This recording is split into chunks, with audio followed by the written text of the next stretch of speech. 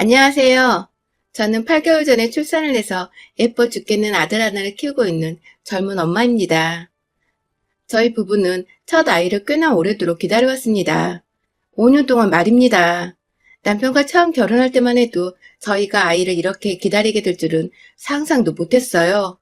둘 다 사지 멀쩡하고 혹여나 싶어서 저나 남편이나 병원 가서 검사도 받아봤었는데 선생님들조차 저희 부부는 몸에 아무런 문제가 없으니 기다리고 노력하다 보면 아이가 언젠가 생길 테니 절대 조급해하지 말라고만 하셨죠. 그러나 저희는 아무리 기다려도 아이가 생기지 않아 결국 시험관 시술까지 알아봤고 시술을 준비하며 몸 관리를 하던 중에 정말 뜬금없게도 아이를 가지게 되었어요. 그렇게 결혼하고 5년 만에 첫 아이를 가지게 되었죠. 임신 사실을 함께 옆에서 듣고 있었던 남편은 두 눈에서 눈물을 짜며 펑펑 울었습니다. 아이를 평소에도 너무나 좋아했던 사람이었고 남의 집 애기만 보면 얼른 우리 애기도 낳자는 말을 입에 달고 살았던 사람인데 그간 아이가 하도 생기질 않아서 저만큼이나 마음고생이 많았었거든요. 그렇게 둘이서 부둥켜 안고 펑펑 울고는 아이가 찾아온 것에 감사해야 하며 오로지 몸조리에만 힘썼습니다. 제가 결혼하고 아이가 지면 직장을 그만두려다가 시기를 놓친 바람에 계속 직장을 다니고 있었는데 임신 사실을 확인하고는 곧장 직장에 사표도 냈고요. 겨우 찾아온 아이를 잃는 일이 없도록 온전히 뱃속아기만을 생각하며 먹고 입고 푹 잤습니다. 그 덕에 뱃속아기도 별다른 문제 없이 아주 무럭무럭 자라났고요. 그런데 세상 아무 걱정 없이 찾아와준 아이만을 바라본 채 행복해할 것 같았던 저희 부부에게 다소 걸리적거리는 분이 계셨습니다. 바로 저희 시아버지셨죠. 시아버지는 결혼할 때부터 저와는 마찰이 좀 있으셨어요. 고집이 너무 드세시거든요. 제가 친구를 사귀더라도 자기 주장만 우기고 고집 부리는 사람은 정말 딱 질색이라서 거르고 보거든요. 실제로 학교 다니며 학교 CA 활동을 하러 친구들과 알아서 약속 장소로 찾아가야 한 적이 있었는데 한 친구가 하도 고집을 부리며 딴 길로 가는 게 맞다고 우기는 바람에 온 친구들이 그 친구 따라서 갔다가 잘못된 장소에 도착해서 원래 약속 장소에서 한참이나 지각을 한 적이 있었습니다. 벌점이 깎인 것은 물론이고 핸드폰도 없던 저희한테 걱정했다고 막 화내시는 선생님 모습에 진짜 여기저기 우기고 화내고 고집 부리는 사람 목소리에 된통 진절머리로 느꼈었어요.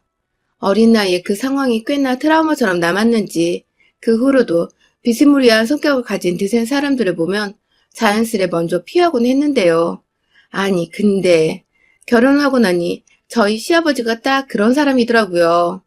평생을 피해온 유형인데 결혼이라는 발목에 잡혀서는 시아버지를 또 한평생 마주보고 살아야 하는 운명이었던 것이죠. 시아버지는 결혼하기 전까지만 해도 그저 말없고 과묵한 사람처럼 보이셨습니다. 사투리를 쓰시는 바람에 어쩌다 가끔 얘기를 하셔도 제가 알아듣지 못하는 까닭에 그냥 웃고 어색하게 넘기느라 애초에 서로 대화가 길게 이어질 수가 없었죠. 그래서 잘 몰랐었는데 결혼을 하고 나니 시아버지는 이제 제가 진짜 가족이라는 생각을 하셨는지 전보다 훨 편한 자세로 절 대하셨어요. 그 과정에서 본인의 성격을 만연히 드러내시고야 말았고요. 어찌나 고집이 세고 아는 것도 없는데 웃기기만 하시는지 자식 부부의 일상에까지 관여를 하며 자기 뜻대로 살길 바라시는데 정말 제가 결혼하고 2달도 안 되어 시아버지께 뵙기를 들어버렸다니까요. 전세로 살고 있던 신혼집이 계약이 만기가 되어 저희 예산에 맞는 새 전셋집을 구했는데 거기 터가 너무 안 좋다면서 애초에 저희가 모은 돈으로는 절대 갈 수도 없는 동네로 이사를 가라며 그렇게 닥달을 하시는 겁니다. 돈이라도 한 푼 쥐어주면서 이사를 가라고 하면 제가 곧말을 안 할 텐데요. 저희 아버님은 돈 한 푼 도움 주신 것도 없으시면서 어디 점집 가서 듣고 온 소리에만 의지하고선 바락바락 이사를 반대하시는 바람에 저희는 하는 수 없이 그 전셋집을 무르고 좋다는 동네의 언저리에 위치한 아주 좁아터진 전셋집으로 이사를 가게 되었습니다. 예산 때문에 똑같은 가격인데도 평수는 무려 10평이나 좁았죠. 처음에는 이게 다 시아버지 때문에 터무니없게 좁은 집으로 이사 온 거라며 강단 없이 휘둘린 저와 남편의 성격을 탓했습니다. 그러다가 좋은 일들이 곧 생기겠거니 하며 집 문제는 잊고 잘 살려고 했는데 아이가 하도 생기질 않으니 제 입장에서는 이게 다 아버님이 말씀하신 터가 좋다는 곳으로 이사를 오면 뭐하냐고 심지어 터가 좋은 곳이란 것도 다 거짓말이나 잘못하고 있는 게 아니냐며 뒤늦게 또 시아버지께 엄청난 원망을 쏟아냈죠. 그러고서 한동안 애가 안 들어서 신경이 예민해져 있다 보니 자연스레 시아버지도 안 보고 지냈는데 시아버지가 제발로 저희 집을 찾아오시기도 하셨어요. 와서는 또 서로의 기분을 맞춰주며 기분 좋게 지내다가 가는 게 아니라 속으로 아주 들었다 놨다 하면서 천부를 일으키고 떠나곤 하셨죠. 대뜸 집에 오셔서는 가구 배치가 잘못되었다며 냉장고는 동쪽으로 놔둬야 하고 그 옆에 조그만 오븐은 북쪽에 설치하라면서 막 제멋대로 냉장고를 빼내려고 하시는 겁니다. 밑에 먼지도 가득이고 그 무거운 걸 노인 혼자서 빼내겠다고 난리를 피우시니 저희도 가만히 있을 수가 없어서 긋고 말리다가 결국 옆으로 5cm 정도 빼낼 때까지만 도와드리는 척을 했죠. 자기 말이 무조건 맞다고 그렇게 해야지 집에 돈이 들어온다며 한참을 부엌에서 소리를 지르고 멋대로 고집을 부리시더니 결국 안방까지 쳐들어가시고는 침구 색상이 너무 밝다고 조명부터 싹 다 재수없는 것들이라며 그놈의 돈돈 거리시면서 집안을 쑥대밭으로 만들려고 하셨죠. 뭐가 마음에 안 들면 어디 가서 새로운 침구나 조명이라도 직접 사오시고 말씀하시던가. 기껏 돈 쓰고 오래 깨끗하게 쓰려고 아껴 사용 중인 걸 막 손으로 버리라면서 뜯어 벗기는데 진짜 순간 화가 올라오더라고요. 우리에겐 돈이 필요한 게 아니라 소중한 아이가 찾아오는 게 먼저 있고 무리해서 좁은 집에서 전세 주고 사는 것도 어처구니 없어 죽겠는데 돈 한 푼 안 들이고 집은 또 뭐 바꿔대려고 하시니 어디서 이런 똥꼬집을 배워서 자식 부부한테 부르시는 건가 싶어 정말 얄미웠습니다.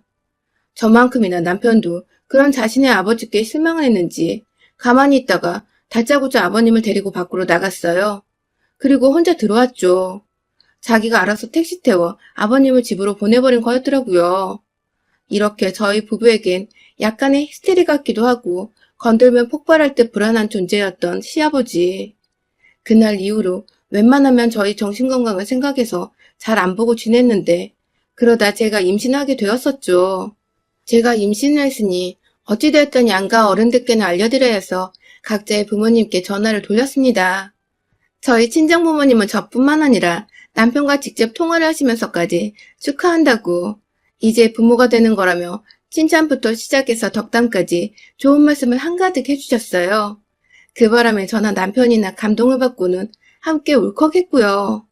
그런데 저희 시아버지는 정말 다르셨어요. 시어머니와 먼저 차분히 대화를 나누고 있는데 뒤에서 제가 임신했다는 소리를 듣고는 시어머니 전화를 뺏어든 시아버지는 옆에서 어머니가 발에 치였는지 앓는 소리를 하고 계신데도 아랑곳 않고 그 사실을 왜 이제야 전하냐며 다짜고짜 자기 불만을 토로해내셨습니다. 검사를 받자마자 알려드리는 거라고 하니 그제서야 본인 스스로 화를 겨우 가라앉히시며 아들인지 딸인지를 묻던 아버님. 그건 지금 당장 알 수 없는 거라고 하니 또 점집 가서 알아보고 오겠다며 저희 말이 다 끝나지도 않았는데 전화를 끊어버리시더군요. 아, 진짜 어이가 없어서 말입니다. 그 바람에 저는 혹여나 싶어 시어머니께는 문자로 다시 한번 인사말을 전했고 시어머니도 옆에서 시아버지한테 또 전화를 뺏길까봐 몰래 문자로 저희와 답장을 주고받으셨어요. 도대체 다혈질에 자기 할 말만 하는 우리 시아버지를 어찌 해야 하나 싶다가도 애가 태어나면 좀 순해지실라나 싶어서 꾹꾹 눌러 참았습니다. 그러다가 드디어 우리 아들이 태어났죠. 성별검사 때 아들이라고 이미 말씀을 드렸었는데 시아버지는 점집에서 딸이라고 했다며 하다 병원에서 받은 검진 기록에 의문을 제기하시며 홀로 제 뱃속의 아기를 남의 집 손주 보는 마냥 무관심으로 일관하셨습니다. 저와 남편은 처음 보는 모습도 아니었던지라 그냥 무시를 했고요. 그러다 아들이 떡하니 태어나자 시아버지는 그제서야 본인이 했던 말은 또 까마득히 잊어버리시곤 아들이 태어날 줄 알았다며 동네방네에 신이 나셔서는 좋다고 자랑을 하고 다니시더라고요. 저 임신했을 때 맛있는 거 먹으라고 매달 용돈까지 챙겨주시던 친정아버지와 비교를 해보면 손녀인 줄 알고 눈길 한번 주지 않고 하다못해 사탕이라도 쥐어주지 않으셨던 시아버지. 참 보잘것없고 인정머리 없어 보였죠. 그럼에도 막상 자식을 놓고 보니 부모한테 할 도리는 하고 살아야 하는 게 맞겠다 싶어서 최소한 안부 전화라도 주기적으로 드렸고 친구분들이랑 술이라도 잡수시라고 용돈도 몇 번 챙겨드렸네요. 그러던 중에 시아버지가 아이 이름을 떡하니 지어오셨습니다. 전혀 오고 간 얘기가 없는 상태에서 일어난 일이었죠. 보통의 아이들은 이름은 온 가족이 함께 같이 뜻을 모아 점집을 찾아가건 아이의 부모 의견을 존중하든지 해서 이름을 맞추는데 저희 시아버지는 한마디 상의도 없이 혼자서 자주 가시는 그 점집을 또 찾아가서 아이 이름을 따오신 겁니다. 지금껏 시아버지가 점집에서 듣고 온 소리를 살펴보면 터무니없게 집값 높은 동네로 이사를 가게 한 것과 멀쩡하던 집안의 가구나 가전제품 배치를 바꾸게 한 것, 그리고 의사가 아들이라는데 무슨 배짱인지 귀엽고 딸이라고 우겼던 전례가 있는데요. 세상 어느 누가 이딴 엉터리 점집에서 얘한테 좋을 거라고 지어준 이름을 사용하겠어요? 저는 한사코, 정말 한사코 그 이름을 쓰는 것을 반대했습니다. 남편도 마찬가지였고요. 하지만 시아버지는 이게 그 점집에서 아이를 위해 지어준 특별한 이름이니 반드시 사용해야 한다면서 그래야지 애 팔자가 풀린다면서 아직 100일도 넘기지 않은 갓난아이 앞에서 앞으로의 팔자가 들어올 거라며 험하다는 소리를 해대시며 가져온 이름을 쓰길 원하셨죠. 아이 험담을 들은 것 같아서 기분이 정말 더러웠는데 앞에서 고집을 꺽질 않으시고 계속해서 이 이름이 완벽하다고 우겨대시는 시아버지 태도에 진절머리가 또 났어요. 그 고함 지르고 바락바락 우겨대는 목소리가 진짜 오만정이 다 떨어지게 하는 데시벨이었죠. 어찌나 말을 곱게 쓰지도 못하는지 군데군데 문장 끝마다 구수한 욕을 집어넣으시는데 아직 말을 알아듣지도 못하는 저희 아들도 그 소리가 듣기 싫었는지 막 울어대더라고요. 그 바람에 겨우 시아버지는 입을 다무시고 한참을 저희 집 소파에 앉아서 저희 부부가 결론을 내기까지 기다리시다가 저녁이 늦어서야 입 밖으로 욕이란 욕은 다 퍼부으시고는 다시는 여기 오나봐라 하시면서 문을 쾅 닫고 집으로 돌아가셨어요.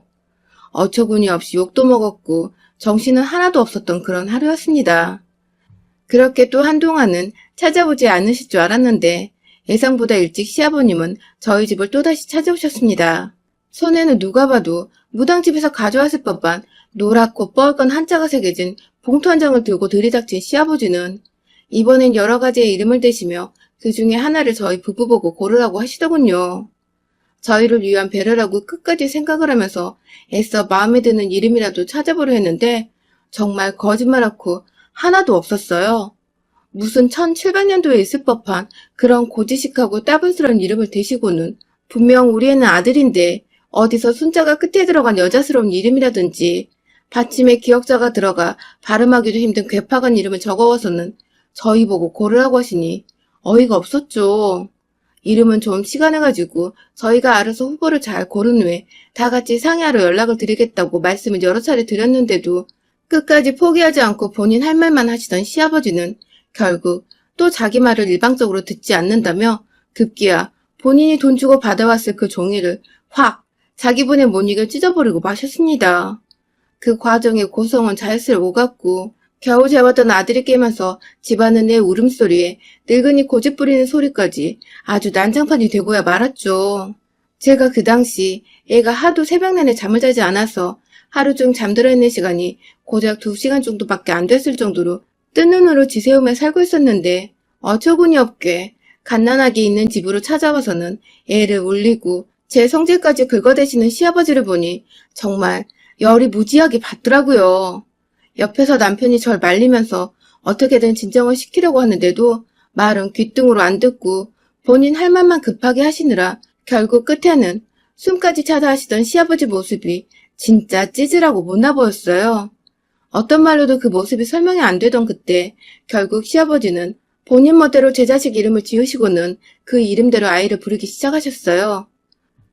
멋대로 여자애 같은 이름을 부르시고는 애가 좋아하는 것 같다며 막 아이를 향해 웃어 보이시던 시아버지는 그렇게 그 다음날에도 또 그 다음날에도 저희 집에 찾아오셔서는 출근한 남편이 없는 집안에서 제 아이를 향해 자기가 정한 이름을 부르시면서 저를 살살 약올리셨습니다. 그만 좀 부르라고 아무리 말씀을 드리고 하루라도 빨리 진짜 아이 이름을 지어야겠다는 생각에 하루 만에 친정 부모님 모시고 유용한 점집에서 괜찮은 아이 이름까지 딱 받아오기까지 했는데요. 끝까지 저희가 지은 이름을 무시하며 본인 뜻대로 맘대로 출처도 모르겠는 아이의 이름을 불러대시며 제 아이가 아닌 것처럼 느껴지게 만드셨어요. 남의 집 애 이름을 자꾸만 불러대는 걸 엄마인 제가 도저히 두고 볼 수가 없었고요. 그러다 불과 얼마 전 제가 아이 출생신고를 하며 급하게 넣은 태명 이름 말고 친정 부모님과 지은 이름으로 가족관계 등록부에 등재된 정식 이름을 변경했는데요.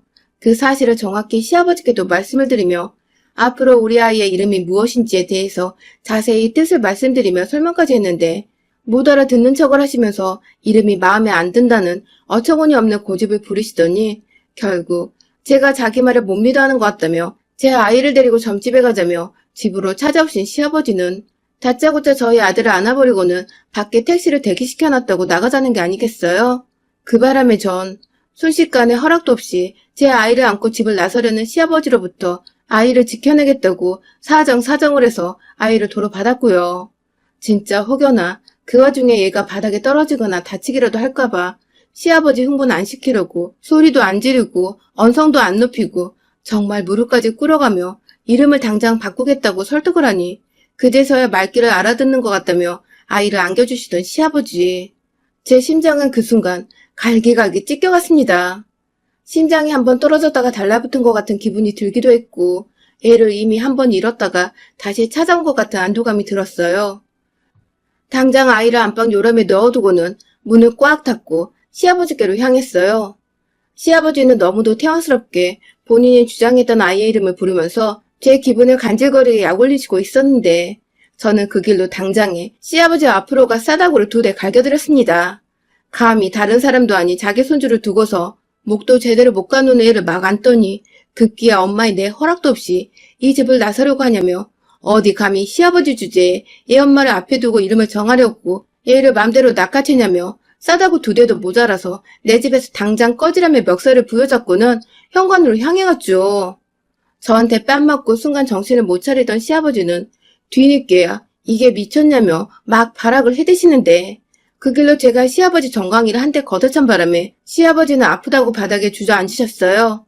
그걸 전 꾸역꾸역 오켓을 잡고 끌어서는 집 밖으로 내쫓았고요. 나가시는 길에 출처도 모르겠는 점집을 들락날락하며 내 집에 안 좋은 기운까지 들이집으려고 소금에다가 시뻘건 파까지 하는 꿈꿔내서는 현관밖 복도를 향해 찰지게 뿌려버렸습니다. 아주 조그만 빌라 복도가 제 손에서 흩날린 소금이랑 파츠로 뒤범벅이 되었고 그걸 다 맨 얼굴을 맞은 시아버지는 한참 밖에서 통곡을 하시면서 서럽다고 소리를 지르시더니 제가 경찰에 신고하는 목소리가 들리자 냅다 주랭랑을 치시더라고요. 물론 경찰 신고는 뻥이었는데 말이죠. 그렇게 시아버지 쫓아내고 복도 정리를 하면서 혹여나 다시 나타날까봐 걱정을 했는데 다행히 시어머니 전화를 받아보니 집에는 가셨더라고요. 가서 뭔 일이 있었는지 사람이 말 한마디 안 하고 안방에 들어누워 있다면서 무슨 일이 있었냐고 저에게 물어보시는데 아무 말도 하지 않았습니다. 그냥 시아버지 코를 좀 납작하게 해드렸는데 다음에 또 이런 식으로 집에 찾아오시면 그땐 제 손이 아니라 법적으로 변호사 불러 해결할 테니 그리 전해달라 부탁드렸어요. 핸드폰 수화기 너머로 얼핏 저희 통화를 듣고 있던 시아버지는 시어머니한테 더 얘기 안 해도 된다면서 당황을 하며 전화를 끊더라고요. 아무래도 자신이 며느리한테 뺨을 맞았다는 소리를 와이프한테 알려주기는 싫었나 봅니다. 이 일이 있고 난 후 전 지난 5개월이 조금 넘는 시간 동안 단 한 번도 시아버지와 연락을 하지도 목소리를 듣지도 않은 채 온전히 제 아이의 육아에만 최선을 다해 전념하고 있는 중이랍니다. 관심을 끊어주시고 며느리 무서운 줄 안 시아버지 덕에 이제는 어처구니 없는 미신 따위 듣지 않고도 잘 지내고 있고 조만간은 더 집값이 싸지만 안전하고 넓은 평수에서 지낼 수 있는 동네로 이사도 가게 되었어요. 시아버지의 손길에서 한 발자국 벗어나니 이래저래 참 집안이 평온해졌어요. 왜 진작 내 아이를 가지고서 고집부리는 시아버지 뺨 한 대 정도를 쳐볼 생각을 못했는지. 저의 수동적이었던 지난날이 좀 후회스럽긴 하지만 이제라도 그날 제 두 손에 시뻘개졌던 시아버지 볼따구를 생각하니 묵은 때가 싹 벗겨지는 기분입니다. 여러분의 생각은 댓글로 남겨주세요. 오늘도 시청해주셔서 정말 감사합니다.